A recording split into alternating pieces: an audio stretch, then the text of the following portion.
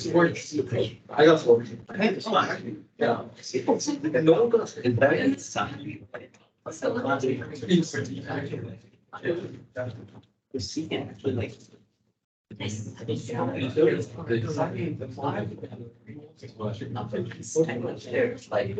not really like that song like arts yes different but it's a different song than like this right but it's like that's he's saying like we're gonna have to go something he's not gay I got no credit. Because elected credit. Like exactly sign this like basically. Okay, if you guys can turn to page 11, we're going to continue finishing up on product and quotient rule, just having us try a few more problems. I think these should be pretty straightforward. Again, anytime that I see a fractional value below in the denominator, I like to push it out in front as 1/2. It just feels a little bit cleaner rather than thinking, oh, wait, do I need to do anything with quotient rule? There's no need for quotient rule if it's just going to be a denominator value. But let's skip this part here. Let's go to, let's work on from 14 on. I think these are 13 is similar to ones that we saw on the previous page. Let's go to page 11, number 14. Find the equation of the tangent line to at the given x value.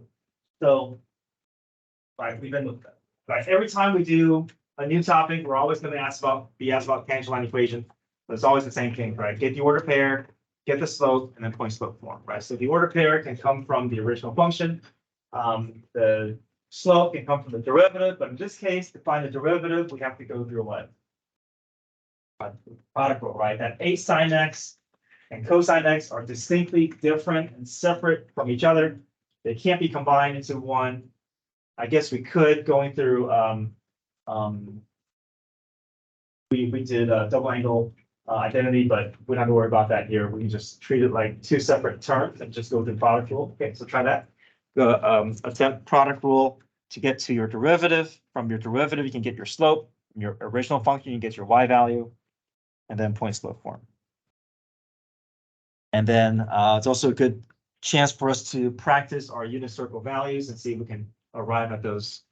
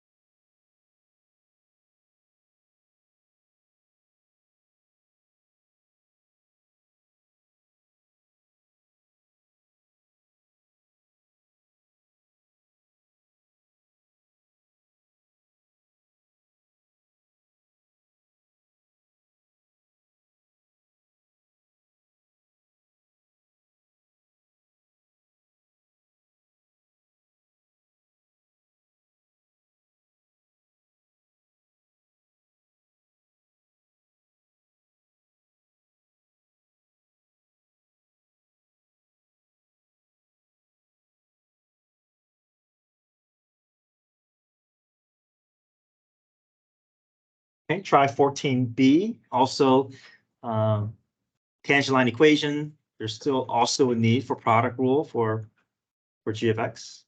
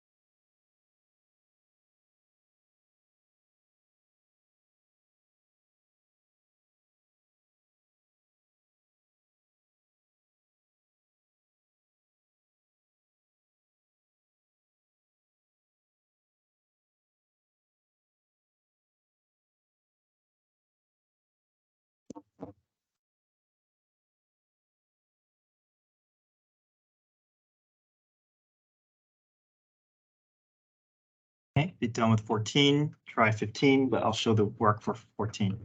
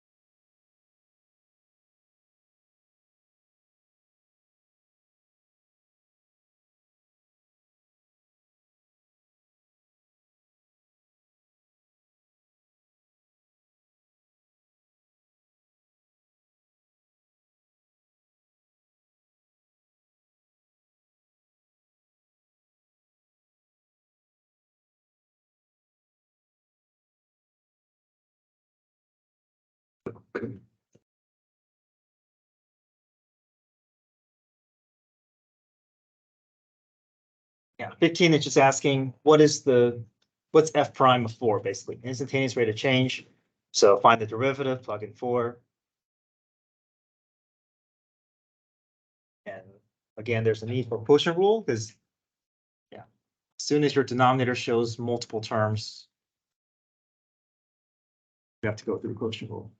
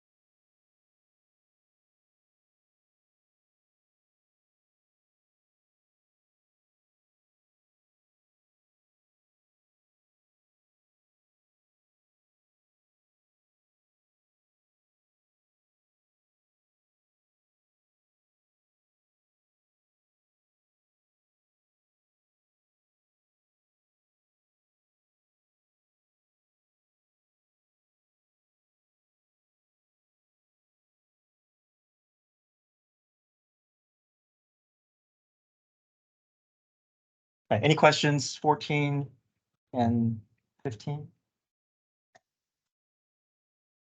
right, so as you read 16, they're going to give you an h of x, which they just define as f over g.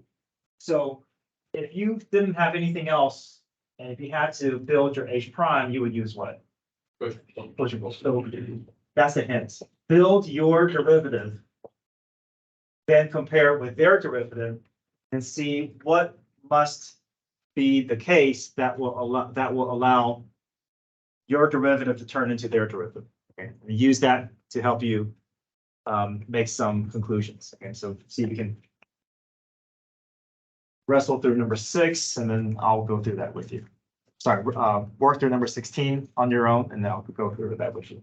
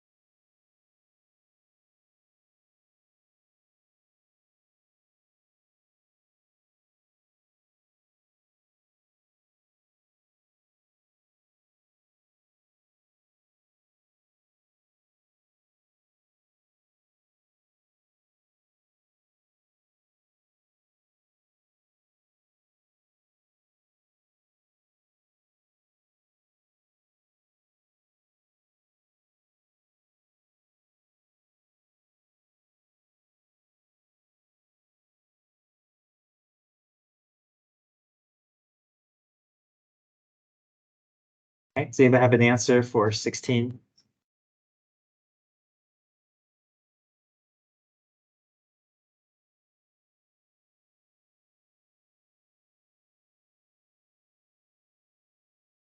Any guesses for 16? All right, let me walk through your 16 here. 16 says, let f and b differentiable functions. So we know that there are not going to be any holes or asymptotes. And the given properties are below. F of x is less than 0. So f of x is always going to be negative. G of 5 equals 2. We have an order pair for this graph.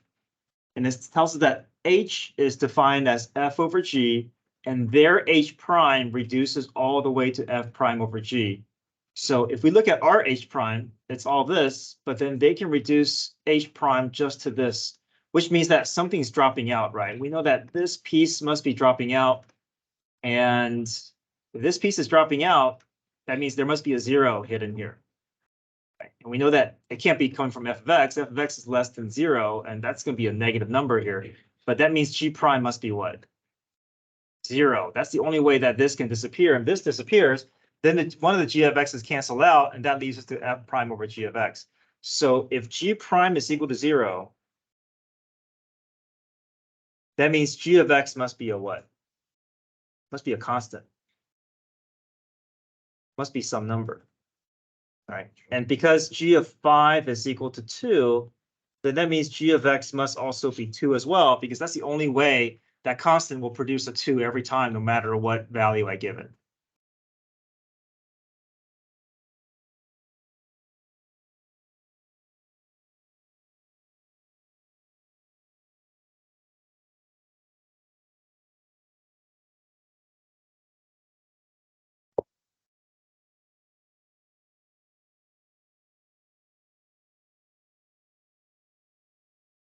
Okay, next page.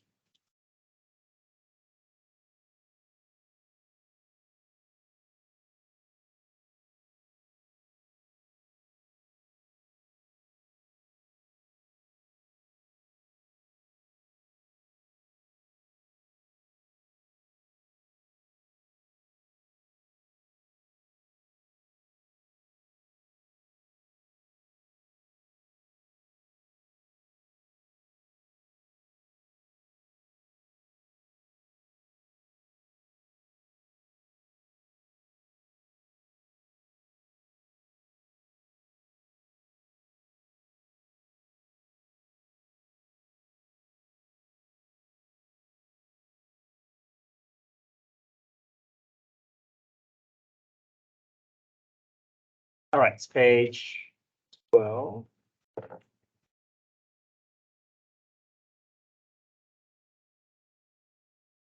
right, the function is defined by f of x. What point on the graph has a property that the line tangent has a slope of 1/9? Well, we can mash some things up, right? We can find f prime and then set f prime equal to 1/9, right? And from there, we can find the x value. Once we find the x value, we can insert and find the y value. So your initial goal is to set f prime equal to 1/9. That will help you move forward in the problem.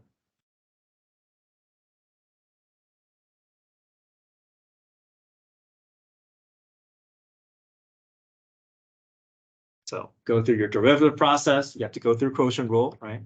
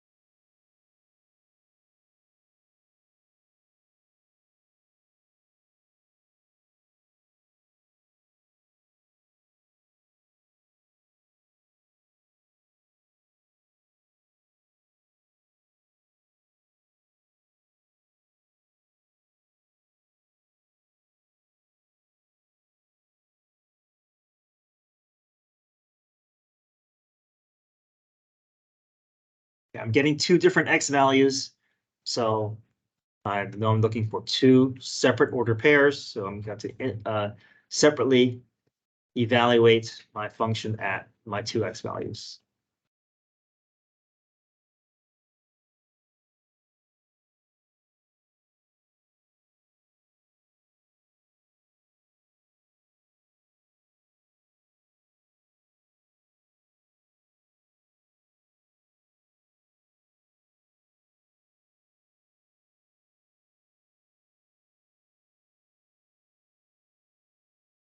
Okay, try 18 and 19. 18 requires quotient rule. 19 requires product rule. Now, you're going to go through your derivative process. You're going to plug in the x value. And then rather than a table of values where you can pull the slope and the order pair, you're going to pull your slope and order pair from a graph, right? So order pair is easy. Just go to the graph, find the y value. But if I want to find the slope, I got to go to that graph and actually figure out the slope of that line segment. So g prime of 4 would mean find the slope of that line segment at 4. Nice thing is that it's a line, so you can pick any 2 points, do rise over run, and that will be the slope of that line segment.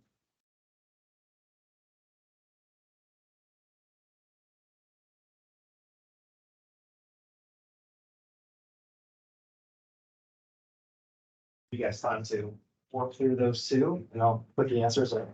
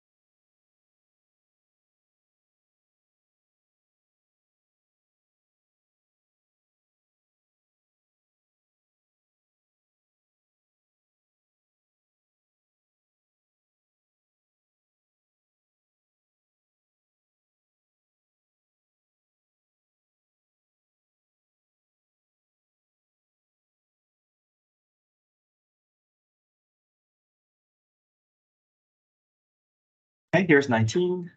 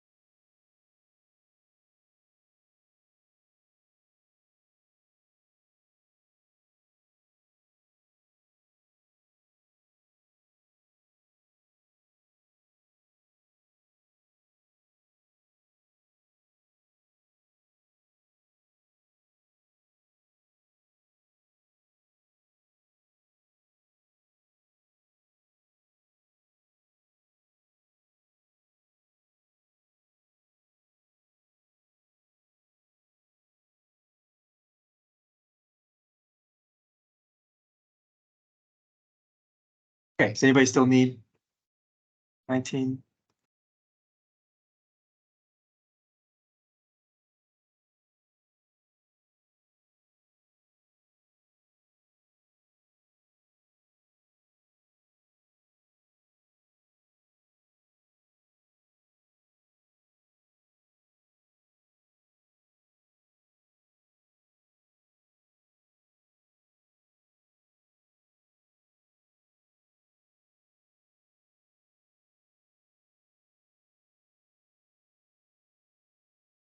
All right, so page 13 here. Derivatives of trig functions.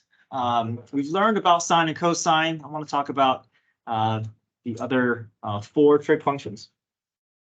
So I like this. This is the order I like to put them in. I think putting them in 2 columns and 3 rows, I think helps students see nice connections between the trig functions, the derivatives, and I find this will be easier.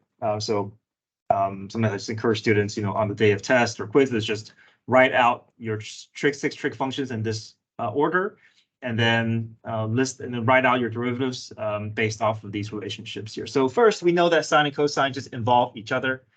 So sine's derivative is cosine of x.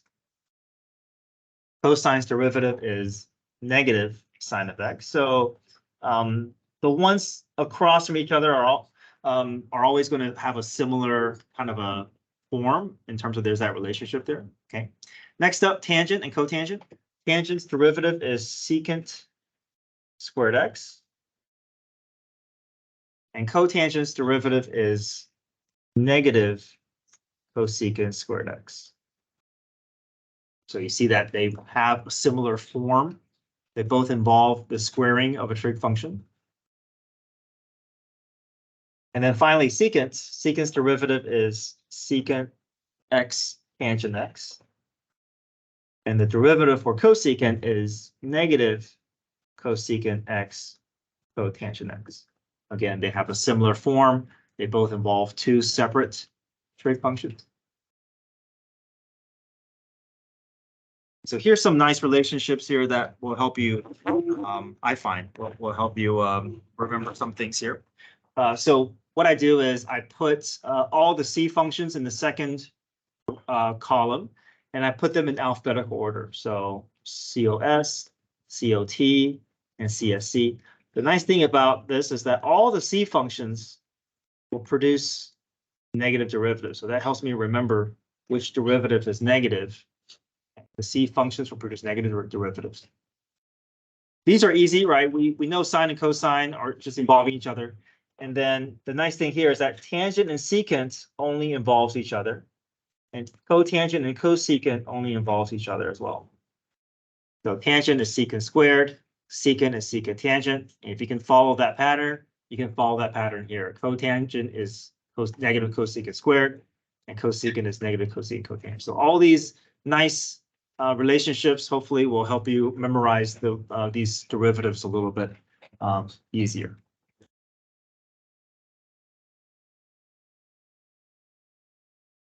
All right, so let's try example 1. Find the derivative of y equals sine x tangent x. Obviously, we have to involve both trig functions derivative, but we also have to make sure we use what? Product rule, right? Yep, you got sine x and tangent x. These are distinctly different functions. They're being multiplied.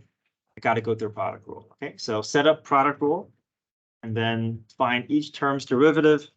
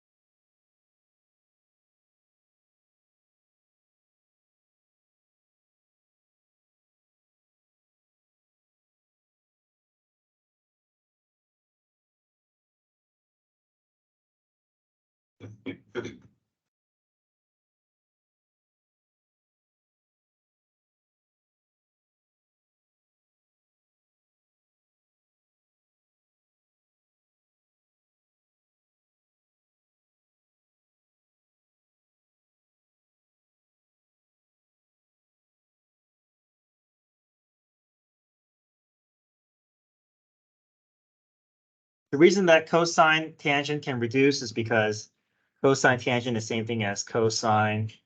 We know tangent is sine over cosine. And that allows me to make this reduction there.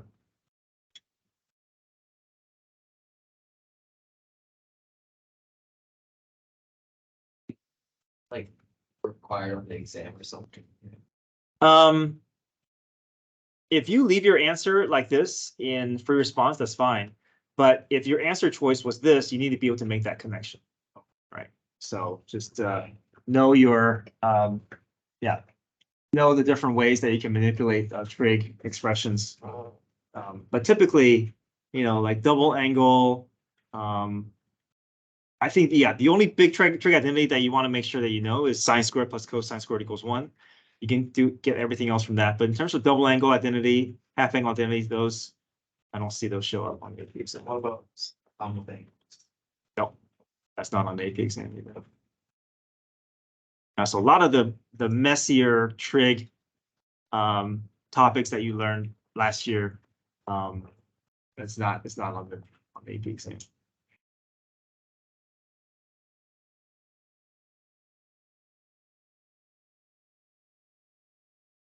Okay, try number 2. First, we have to go through quotient rule. Well, actually, we can go through quotient rule, or we can turn this into what? we can turn this into a product rule by doing what? X times, right, because the reciprocal of secant is cosine, right? So we could make it into product rule. I went through quotient rule, but yeah, we could definitely bring that secant up as cosine and do X cosine X and go through product rule. That will work as well. But either case, you go through your derivative process, replace every X with pi over 6, and you got to get it all the way down to a numeric answer.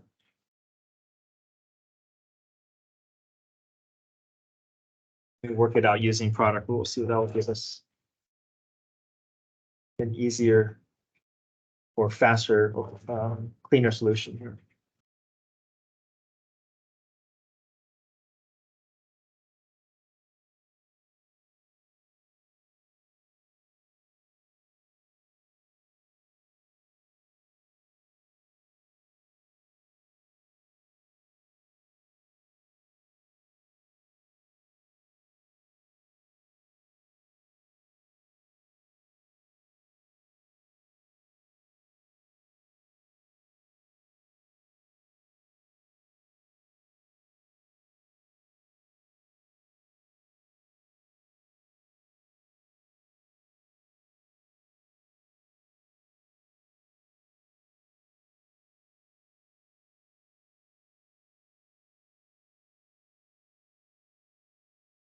Yeah, it's a lot cleaner going through product rule than quotient rule.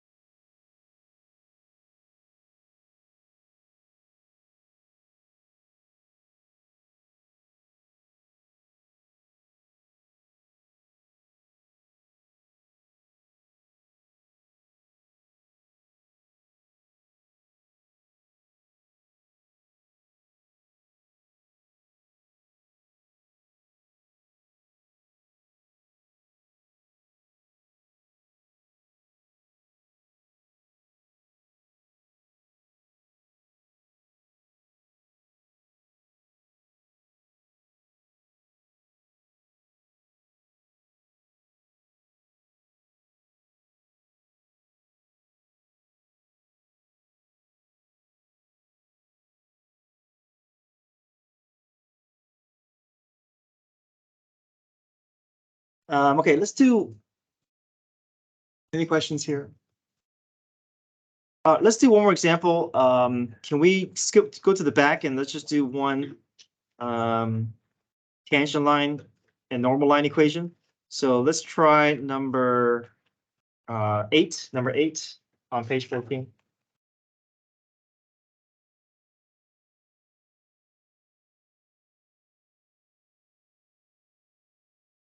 So is this right equation of both normal and tangent line? So tangent line just means you're going to just find the slope, use whatever slope you find, make it parallel or go through that point.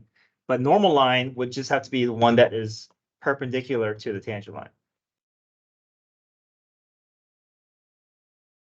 So that means your slope is going to be the opposite reciprocal. So whatever tangent line you find, you're going to flip that and change the sign. So if the slope of the tangent line is 3/4, then the slope of your normal line is going to be -4/3.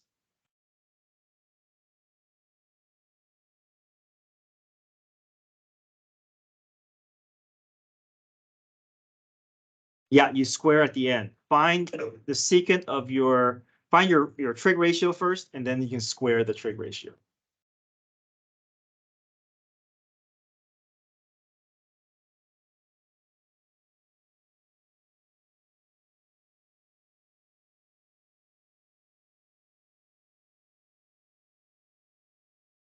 But your equation of your normal line will use the same order pair as the order pair of your tangent line. The only thing that's different is your slope.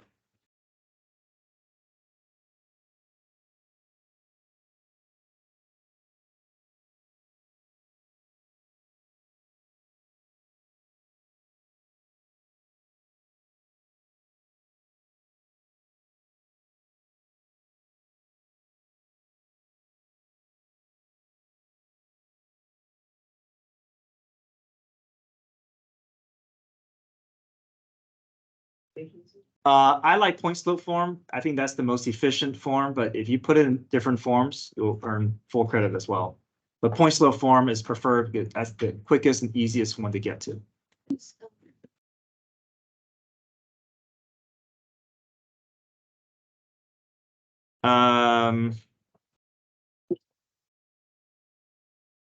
Yeah, typically do things in point slope form, so.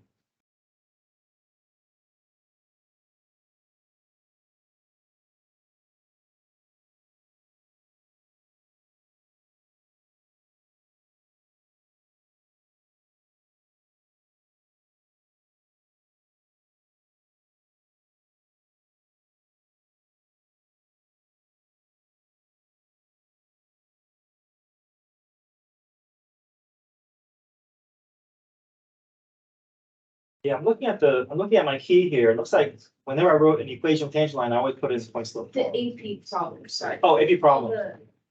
All the multiple. choice. If this multiple choice, then you just have to adapt to whatever form they do. Yeah, Okay. yeah. So But when you're doing.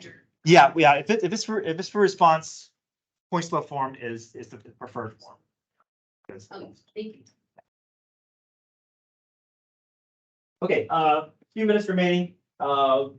We will start we'll finish this up. I think we'll pretty much finish with this. We can start our quiz review tomorrow, Monday, Tuesday review. Okay, and actually, you know what's gonna happen is,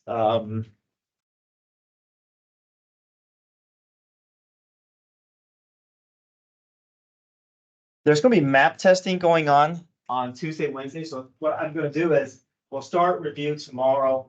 We'll review Monday. Tuesday we'll do chain rule. Wednesday we'll do implicit differentiation, pushing the quiz to Thursday. So we'll do 2 days of new notes, obviously not on the quiz, and your quiz will be on Thursday because your day, this advice will be longer, and so all the class periods will get cut short. So I'm gonna switch these things. All right, come get your phones.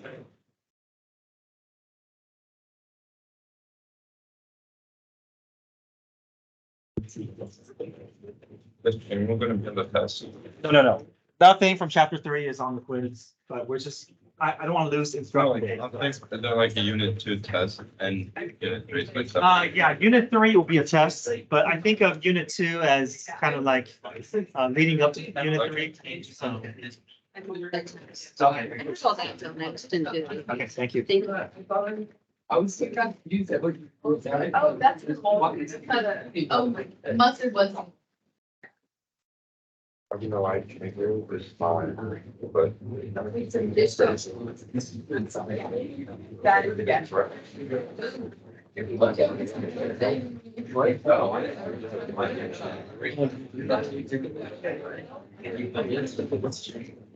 It's like. So we're doing like. That's like.